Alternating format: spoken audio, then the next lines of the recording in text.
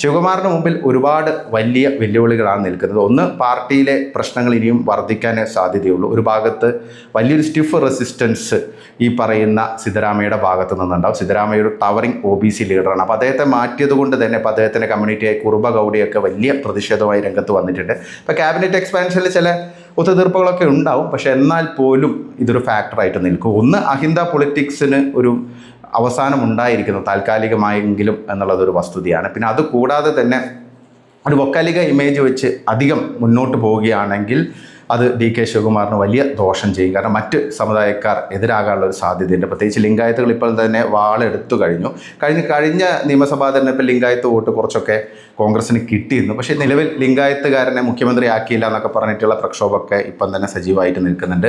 അതുകൂടാതെ തന്നെ ഈ പറയുന്ന സിദ്ധരാമയ്യയുടെ കുറുബ ഗൗഡക്കാരും പ്രതിഷേധമായി രംഗത്തുണ്ട്. അപ്പം ശരിക്കൊരു വലിയ ടഫ് ബാറ്റിലാണ് അല്ലെങ്കിൽ ഒരു ടഫ് ടാസ്ക് ആണ് ഇപ്പോൾ DK ശിവകുമാറിന് മുമ്പിലുള്ളത് എന്നുള്ളതാണ് വസ്തുത. പിന്നെ BJP ആണെങ്കിൽ വളരെ സജീവമായിട്ട് അടുത്ത നിയമസഭാ തെരഞ്ഞെടുപ്പ് മുൻനിർത്തി പ്രവർത്തനം ആരംഭിച്ചിട്ടുണ്ട്.